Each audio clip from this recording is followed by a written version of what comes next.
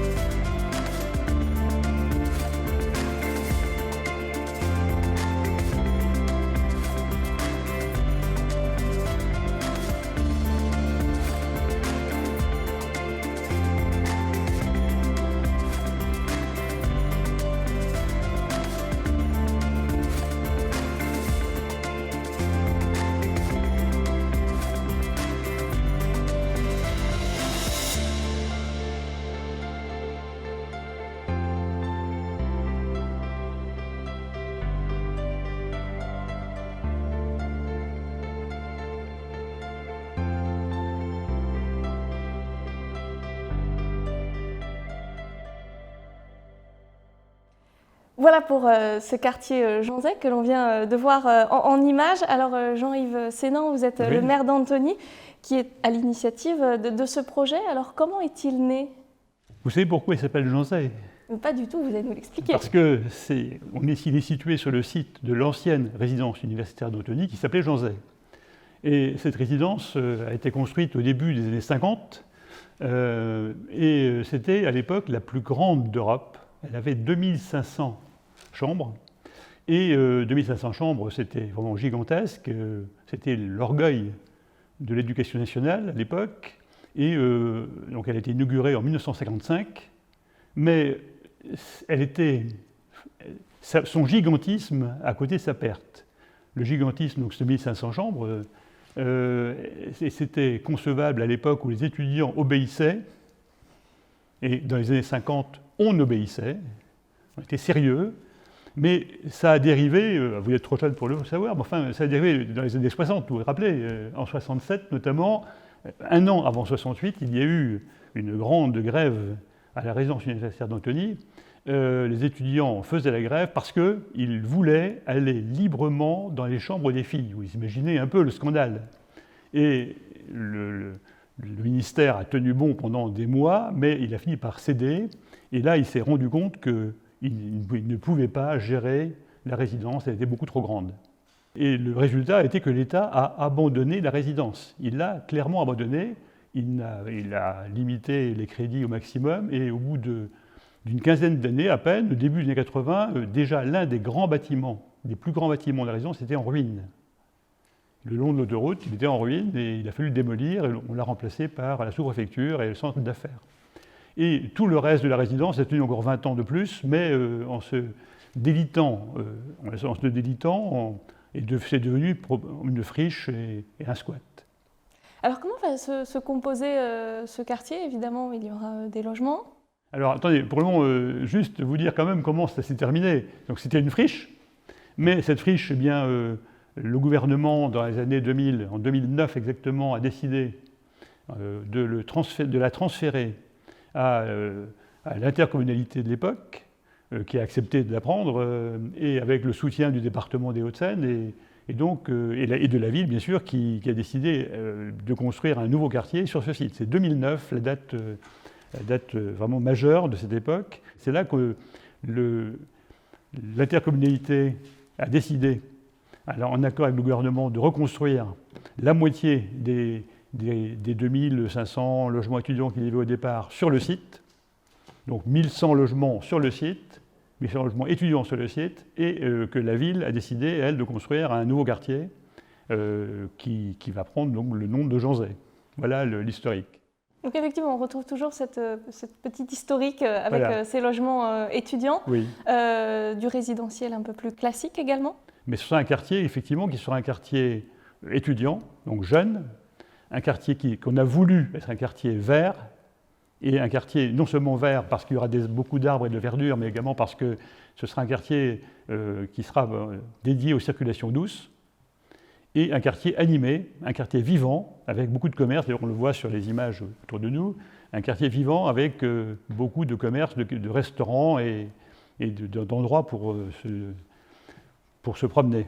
Un quartier dans l'air du temps, finalement. Oui, absolument, dans l'air du temps. Mais là, on avait la possibilité d'en faire un. On essaie d'aménager la ville de cette façon-là aussi, mais la ville existe depuis longtemps, donc c'est difficile. Là, au moins, on a un quartier nouveau et on peut mettre en œuvre ces principes. Donc un quartier qui va compter dans la ville d'Antony, on l'a dit, un quartier qui va également compter à l'échelle du territoire, puisque l'établissement public territorial, la Vallée Sud Grand Paris a également participé à ce quartier Janzay. On va écouter, si vous le voulez bien, Jean-Didier Berger, qui est le président de cet établissement public territorial, qui nous parle du quartier.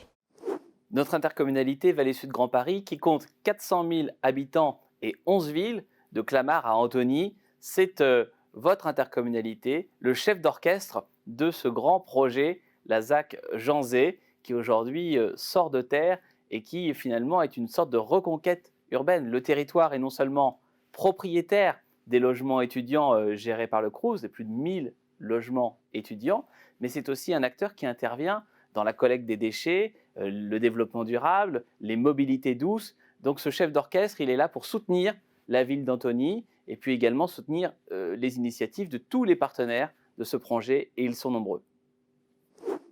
Jean-Yves Sénan, on vient d'entendre Jean-Didier Berger sur le quartier Janzay. Si vous deviez nous le résumer en une phrase, c'est pas évident, qu'est-ce que vous nous diriez? Un quartier donc étudiant, avec donc un tiers d'étudiants qui habiteront le quartier, 2 tiers d'habitants familiaux. Ce sera un quartier qui serait donc étudiant, un quartier j'ai dit qu'on avait voulu vert, mais en plus, il est en bordure du parc de Sceaux. Et il fait la liaison entre le parc de Sceaux et le centre-ville, une liaison verte. Un quartier, donc, qui sera essentiellement un quartier avec des...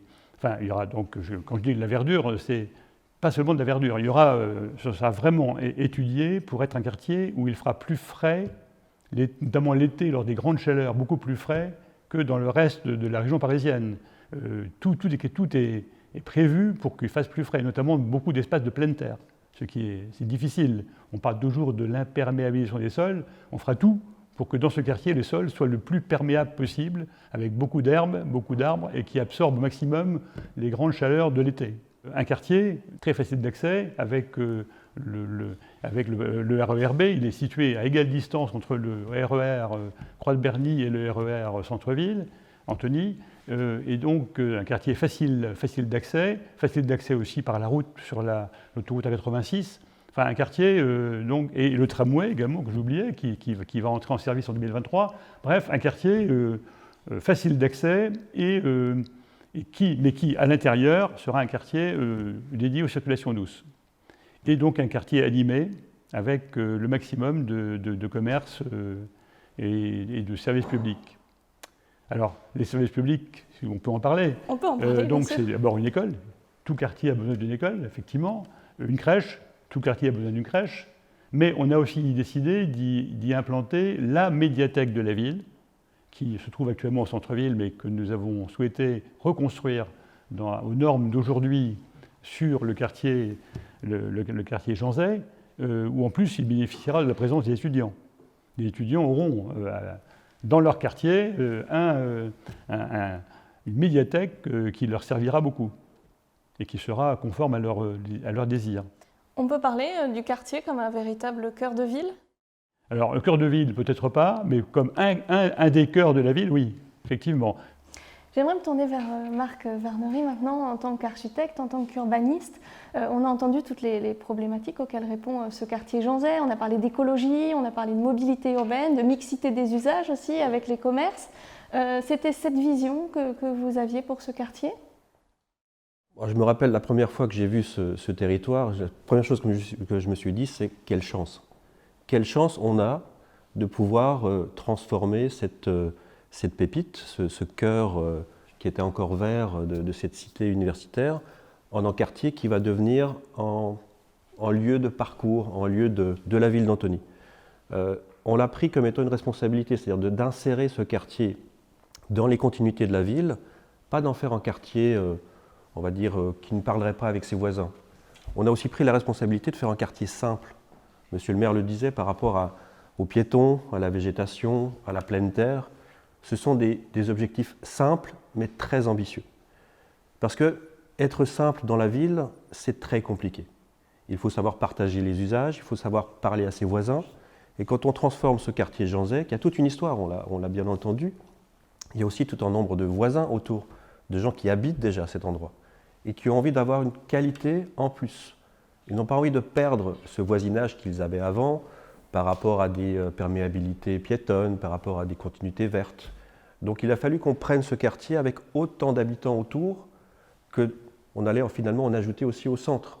Et donc faire que cette mixité entre les gens qui habitent déjà, ceux qui vont venir, les étudiants qui vont retrouver leur place, cette mixité de manière d'habiter, cette mixité de manière de vivre, face en quartier vivant et en quartier de ville. Ça ne fait pas tout de suite de l'architecture. L'architecture, c'est un pas en plus, on le verra après avec Jean-Michel Villemotte, mais c'est quelque chose qui doit permettre à chacun de retrouver son identité dans son chez-soi, dans son logement, mais une communauté dès qu'il sort de chez lui, dans les espaces publics, dans les espaces partagés, dans des jardins. Et ces espaces publics, on les a fait au maximum piétons. La voiture est tolérée sur place, la voiture peut venir, mais ce n'est pas elle qui dessine l'espace. Quand vous sortez de chez vous dans ce quartier, ou quand vous y venez, vous traversez des terrasses, des parvis, des places, des esplanades, des jardins. Vous ne traversez pas une route, vous traversez un quartier. Et ce quartier, si on a su le rendre traversable, on a aussi su le rendre poli avec ses voisins. Cette politesse, c'est la mixité des volumes, des typologies de logements. Vous avez des maisons en face de maisons, vous avez des bâtiments à R+1 en face de bâtiments R+1. On n'a pas besoin d'avoir des sauts d'échelle qui font qu'un gros bâtiment vient écraser le petit. Et à Antony, c'est cette mixité, c'est toute cette mixité d'habitat qui fait une vraie qualité de la ville. Vous pouvez habiter une maison, vous pouvez habiter un logement collectif, mais vous avez toujours ce bien commun qui est l'état d'esprit de la ville d'Antony, ce jardin continu, ce côté simple, apaisé, partagé, voilà, très, très évident. Réussir à construire un quartier comme ça demande beaucoup, beaucoup de partage avec les autres acteurs. Il y a la ville, il y a le territoire, il y a les architectes, il y a les promoteurs. Il y aura aussi tous les futurs habitants. Et ce sera intéressant de bien leur faire comprendre qu'ils habitent en même temps que d'autres habitants et que ce quartier soit vivant. Je suis sûr qu'il y aura des événements sur la place qu'on va créer, que ce soit du marché, que ce soit des lieux de rencontre quand on pourra se retrouver. Et puis, ce sera aussi l'endroit où on aura envie de passer, parce que quand on se balade dans une ville, on passe par rapport à des lieux qu'on a envie de traverser. Ce n'est pas le chemin le plus direct. On ne va pas d'un point A à un point B, on fait une boucle. Et quand vous ferez la boucle du centre-ville d'Antony jusqu'à Janzay, jusqu'au parc de Sceaux, jusqu'à un endroit où vous avez envie d'aller, vous ferez une vraie balade. Et pour nous, urbanistes, architectes, réussir à faire qu'un quartier soit traversé, vivant, j'allais dire banal, mais qualitatif, parce qu'on a envie d'y aller, on a envie d'y vivre, ça c'est quelque chose qui est très important. Et la qualité architecturale là-dessus se rajoute, le développement durable évidemment, les matériaux qu'on utilise, la manière dont on va faire fonctionner ce quartier, utiliser l'eau, capter le soleil, partager ces espaces de pleine terre, partager l'énergie sociale, parce que le développement durable c'est avant tout vivre ensemble, et plus ces logements vont pouvoir permettre une mixité de manières d'habiter, de populations, des jeunes, des vieux, des résidents, des gens de passage, et des gens qui viennent acheter, consommer une boisson en terrasse ou simplement jouer, parce qu'on aura des espaces libres de voitures, donc sécurisés. C'est un véritable espace de vie. C'est un vrai espace de vie. Mais c'est comme le reste de la ville. Et ce qui est très important, c'est qu'on espère, et on est même sûr, c'est que tout de suite, parce que ce quartier se construit en pratiquement une seule fois, tout de suite, on aura cette jeunesse de « j'habite ici et je suis fier d'y être ». Le quartier sera fait, il sera constitué et il sera en connexion avec ses voisins. Oui, ce qu'on y cherche finalement, c'est du bon vivre pour l'ensemble des habitants, d'où qu'ils viennent et peu importe ce qu'ils viennent chercher finalement. Peu importe leurs habitudes de vie qui sont en plus en constante évolution. On sait qu'on est de plus en plus à la maison. Les trajets se réduisent mais doivent être plus agréables. C'est vraiment à ces problématiques-là que vous avez voulu répondre? On a voulu répondre à cela avec la programmation des logements, les typologies de logements proposés et surtout les espaces extérieurs que ces logements vont avoir. Alors, il y a l'espace commun, public, mais il y a toutes les terrasses, tous les balcons, tous les loggias qui sont mises dans l'architecture de ces logements. Et c'est vrai que le maître mot finalement de Janzay, que je voudrais dire, c'est que c'est un quartier qui va simplifier les actes du quotidien. Ça va être simple d'y venir, ça va être simple d'y vivre, et ça va être simple d'y passer des bons moments pour tous. Et ça, c'est faire la ville pour nous. Et alors justement, vous avez parlé des espaces verts. Sophie Boichat-Laura, Antony est connu pour être une ville verte. Monsieur le maire nous parlait de la proximité du parc de Sceaux. Comment le vert a trouvé sa place dans ce quartier Janzay? Alors c'est vrai qu'on a vu que la ville d'Antony est une ville de jardin qui accueille beaucoup la nature. Il y a la proximité du parc de Sceaux qui est un territoire parfait. Il y a le sport, il y a le paysage, il y a le patrimoine. Et tout ce contexte nous a invités à inventer un quartier qui, à son tour, sera naturellement tourné vers les jardins et vers le vivant sous toutes ses formes. Alors on le voit sur les images autour de nous, on a un cœur de quartier avec cet espace majeur de place, un grand plateau de pierre calcaire qui est complètement habité par des bosquets, de très beaux bosquets de chênes qui viennent rythmer cette place et entourer une fontaine très ludique dans laquelle les enfants auront plaisir à jouer. Et cette place vient s'ouvrir sur un grand jardin central pour le quartier qui est en pente douce, qui est sur l'image derrière moi et qui va du coup irriguer le quartier du plaisir, du paysage d'un beau verger fleuri. Et tout ce cœur de quartier se prolonge en une arborescence de promenade. On est libéré de la voiture, Marc a beaucoup travaillé à ce sujet, et du coup on a tout un ensemble de promenades piétonnes qui va animer les espaces publics. Donc ce paysage, c'est un paysage où on peut venir s'installer, au soleil à l'intersaison, à l'ombre des bosquets quand on recherche la fraîcheur en été. Et puis, on peut se promener, arpenter l'ensemble du quartier et rejoindre des territoires comme le parc de Sceaux, qui sont des territoires de loisirs assez importants. Et on est encore dans ce bon vivre dont on a parlé, puisque en dehors de toutes les vertus de ce végétal, on a parlé des températures qui chutent un peu dans le quartier en été notamment, il y a ce cadre de vie qui est tout simplement une vraie coupure, un vrai écrin de verdure. Tout à fait.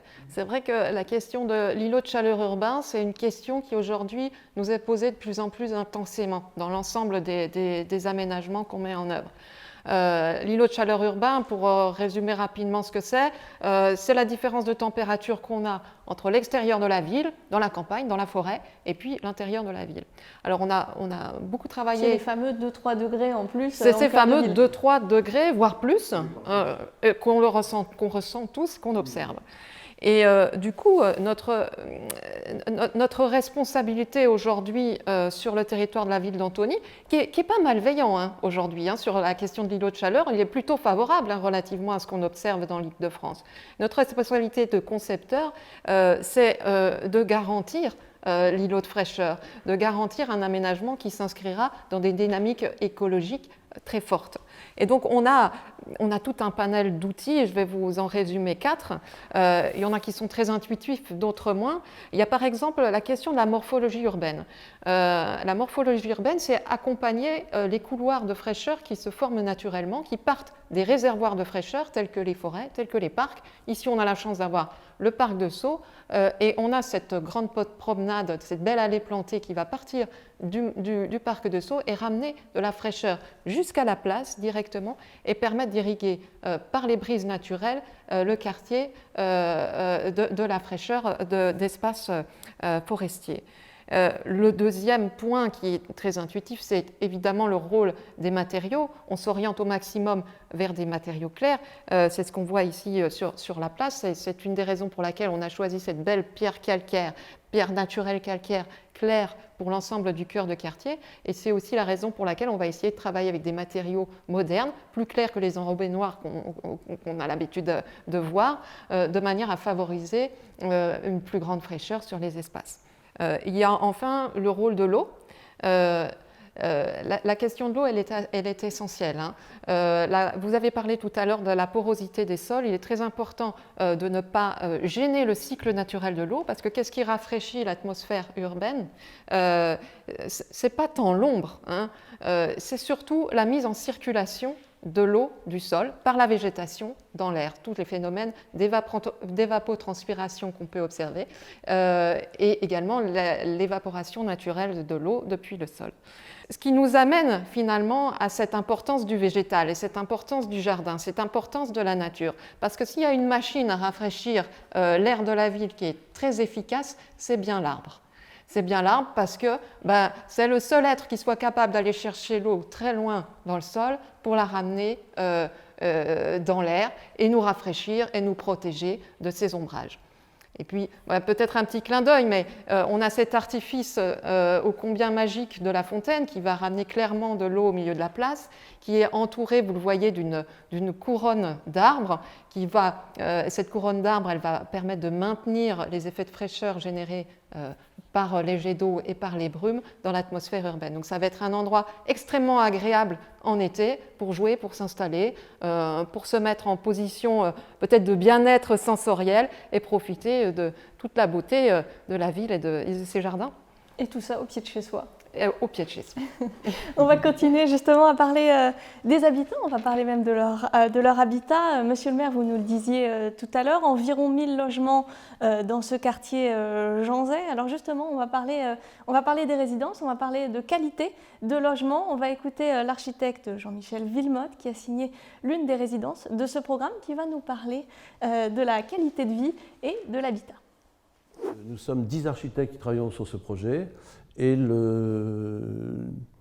l'architecte responsable de la ZAC, c'est le cabinet Reichen et Robert, qui nous a donné l'implantation qu'ils ont souhaité que vous voyez ici. Cette implantation avec différents îlots, mais on a aussi à la fois des maisons de ville, des petits collectifs, des accessions à la propriété. Voilà le plan masse dessiné par le cabinet Reichen et Robert. Le principe serait souvent des R+2, et puis au-dessus, une espèce de transition et à nouveau une partie de bâtiment, ce qui donne une espèce de ligne horizontale dans tout le secteur au R+2. Donc c'est une suggestion qui a été faite par le cabinet Reichen et Robert et qui nous a intéressés, qu'on a suivi. Ici, donc, vous avez une typologie donc, qui montre un étage type que vous voyez ici. Ce qui est important, c'est de voir que l'immeuble, c'est deux bâtiments qui se font face avec un parc au milieu et puis des logements. Ici, on a privilégié des grands logements qui ont chacun des accès à des terrasses. Donc, vous voyez, c'est des qualités d'appartements vraiment exceptionnelles, puisque à la fois, non seulement on est près du parc de Sceaux, mais en plus, on trouve des appartements spacieux avec beaucoup, ou quand ce ne sont pas des balcons, ce sont des terrasses ou des loggias. Donc ici, nous sommes en plein milieu de la ZAC, comme je vous ai montré. Ici, la place Jean Zay. Sachez qu'ici, nous avons le parc de Sceaux, donc c'est vraiment un endroit exceptionnel. Et là, j'aime bien ce plan masse parce qu'il montre à quel point l'attention a été prêtée par les paysagistes aussi, de végétaliser le socle tout autour de la périphérie du projet. Un jardin très très très dense ici avec des arbres en pleine terre sur 600 mètres carrés. Et puis toutes les terrasses sont traitées, celles qui sont accessibles et les autres sont traitées aussi. Donc ça veut dire qu'on est dans un environnement très très très soigné. Et ça c'est un point très positif de dire on habite en dehors de Paris mais dans un lieu assez unique. Maintenant quand on arrive sur l'architecture, donc comme vous voyez ici nous sommes la place Jean Zay sur le côté, nous sommes sur le côté du bâtiment, la traversée.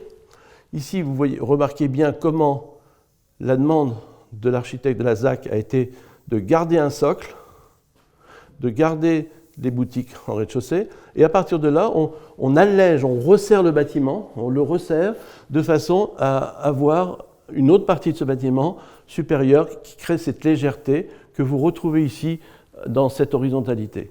Et là, vous avez une percée vers le jardin. Vous voyez aussi que tous les appartements, s'ils n'ont pas des loggias ou des jardins ou des grandes ouvertures que vous voyez ici avec des balcons, enfin, chaque appartement a un espace extérieur. Et aujourd'hui, je pense que c'est très important de faire des logements avec des terrasses et des accès à l'extérieur. Je pense, vu ce qu'on vient de vivre ces quelques derniers mois, il est très très important de créer des appartements qui aient cette qualité, cette possibilité de respirer. Ici, on a proposé une vue pour montrer comment on se retrouverait d'une terrasse. Là, on est sur une terrasse sur le dessus du R+2, donc on est au R+3 ici. Et on a une terrasse qui donne à cette hauteur, comme ceci, en pleine nature, et intéressant, avec la possibilité aussi, la volonté que nous avons eue d'éviter, de retrouver des balcons, des balcons et des terrasses à chaque fois. Et là, cette vue est intéressante puisqu'elle vous montre le cœur d'îlot que vous voyez qui est très très très végétalisé et qui vous montre aussi le dialogue qu'il y a entre le cœur d'îlot avec ses grands arbres en pleine terre et puis les terrasses et les balcons qui seront eux-mêmes végétalisés. En ce qui concerne le choix des matériaux, on a choisi une pierre naturelle qui fait 8 cm d'épaisseur. Donc avec le béton, elle va participer, il y aura l'isolation, le béton, l'isolation extérieure et l'isolation entre la pierre et le béton, ce qui veut dire qu'on aura un ensemble très intéressant au niveau, j'allais dire, à la fois phonique et au niveau de l'isolation thermique. Et puis, on aura aussi cette pierre massive, parce que je peux dire que 8 cm, c'est que ça commence à être de la pierre massive et pas du plaquage. Et donc, en plus, cette pierre aura un rôle semi-porteur, ce qui permet de mettre moins de béton à l'intérieur. Donc voilà le concept qui a été choisi. Et je pense que l'ensemble dans sa pierre naturelle va bien se patiner et va devenir un ensemble très homogène. C'est ce qu'on a cherché aussi renforcé par la végétation qui a été le point fort de ce projet. Une petite réaction, monsieur le maire, sur ce qu'on vient d'entendre. Nouveau quartier veut dire nouvelles infrastructures. Vous avez commencé à nous parler des grands équipements publics, notamment d'une école, d'une médiathèque. Que va-t-on trouver d'autre ? C'est déjà pas mal.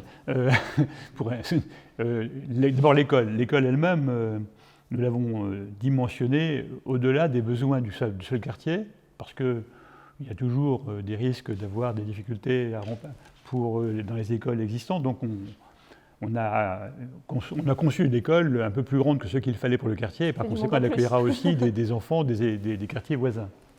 Bon, la crèche, identique. La crèche aura 60 berceaux, c'est-à-dire 72 possibles, et donc ça va très au-delà des besoins du seul quartier, mais là aussi, c'est pareil, elle servira aux besoins de la ville. La médiathèque, elle, dont j'ai un peu parlé, mais enfin, elle sera presque 2 fois plus grande que la médiathèque actuelle que nous avons au centre-ville. Et donc ce sera la nouvelle médiathèque de la ville qui sera vraiment aux normes d'aujourd'hui, et même de demain, plus exactement de demain, parce qu'on a vraiment cherché à répondre aux besoins des jeunes, surtout des jeunes bien sûr, d'aujourd'hui et de ceux qu'on estime être ceux de demain. On va parler de mobilité maintenant, Oui. Monsieur le maire, si vous le voulez bien. On va d'abord retrouver Jean-Didier Berger, puisque nous avons parlé des transports dans la ville, et nous en reparlerons dans quelques instants avec vous, mais aussi à l'échelle du territoire, puisqu'il ne faut pas oublier qu'Antony est quand même à quelques encablures, on va le dire, de Paris, en tout cas pas très loin.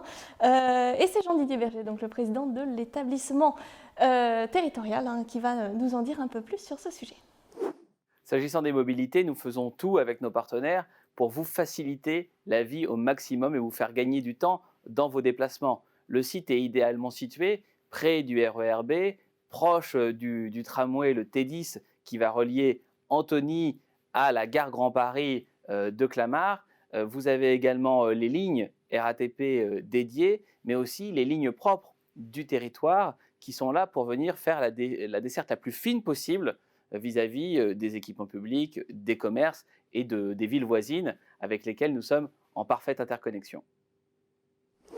Voilà pour le témoignage de Jean-Didier Berger. Alors aujourd'hui marque le lancement commercial de ce quartier Jeanzay. Oui. On l'a dit, l'idée est née en 2009, c'est bien ça, donc ça fait quand même quelques années que vous y travaillez, Monsieur le maire. Petite réaction juste avant la mise en chantier, ça doit vous faire quelque chose quand même. Oui, effectivement, je suis très, très heureux qu'on y arrive enfin, même si, effectivement, on en parlait avec M. Varnery tout à l'heure, effectivement, la réalisation technique qui a commencé en 2015, date à laquelle le plan d'ensemble a été voté par le conseil municipal d'Antony, je veux dire, on n'a mis que 6 ans pour l'élaborer, c'est finalement pas si long que ça. Mais maintenant, eh bien, nous avons 2 ans. 2 ans et demi pour le réaliser. Les travaux vont commencer en 2021, ils s'achèveront normalement fin 2023, et pratiquement normalement, il restera encore quelques finitions, notamment la médiathèque sera un peu plus tardive, mais fin 2025, en principe, tout sera achevé, et les équipements publics seront prêts également fin 2023, donc le quartier pourra être habité, et habité dans des conditions normales et agréables dès la fin 2023. On est en 2021, on a encore un peu moins de 3 ans pour le réaliser. Alors, j'en suis très heureux, effectivement, que ce quartier, on arrive enfin à le réaliser. Ce projet, effectivement, vous le disiez, je l'ai élaboré pendant 10 ans maintenant, à peu près. Mais je dois quand même rappeler que ce quartier a d'abord été voulu par Patrick Devedjian, mon prédécesseur, qui, pendant toute sa vie, a rêvé que la ville d'Antony reprenne l'espace occupé par la résidence universitaire, non pas parce que c'était une résidence universitaire, mais parce que c'est une friche. Une friche qui dégradait l'image de la ville, l'image de l'entrée de la ville. Effectivement, quand les milliers et les milliers de voyageurs qui passent par l'autoroute voyaient cette friche, ils n'avaient pas une bonne idée de la ville d'Antony. Alors, tout ceci faisait que Patrick Devedjian souhaitait vraiment la reprendre, il y a pensé toute sa vie. Il a réussi à l'arracher, si je puis dire, à l'État et à permettre effectivement cette reconstruction dans le cadre donc, du quartier que nous allons réaliser. Et vraiment, ce quartier lui doit beaucoup à Patrick Devedjian, je tiens à le rappeler. Mais effectivement, depuis 10 ans, c'est moi qui ai eu le plaisir de l'élaborer et à présent, j'espère, de le réaliser. Et j'en suis vraiment très heureux. Et puis, comme je le dis au début, on gardera une partie de l'esprit de l'ancienne résidence, puisque ce sera un quartier qui sera quand même à grande participation étudiante. Monsieur le maire, pour les gens qui nous regardent, qui voudraient en savoir plus sur ce quartier Jonzay, quelles sont les marches à suivre? Il y a une maison du projet qui est établie à la Croix-de-Berny, sur le carrefour de Croix-de-Berny, donc ils peuvent bien sûr s'y rendre. Mais bien sûr, toutes les informations sont aussi sur le site de la ville et sur toutes les communications de la ville. Voilà pour cette présentation du quartier Jonzay. Si vous voulez en savoir plus, eh bien vous connaissez maintenant la marche à suivre. On va profiter de ces dernières secondes pour remercier nos 3 invités. Monsieur le maire d'Antony, Jean-Yves Sénan, merci à vous. Merci également à vous, Marc Varnery et Sophie Bois-Chalora. Un grand merci à nos 2 invités qui ont témoigné en vidéo, Jean-Didier Berger et Jean-Michel Villemotte. Je vous dis à très bientôt à Antony.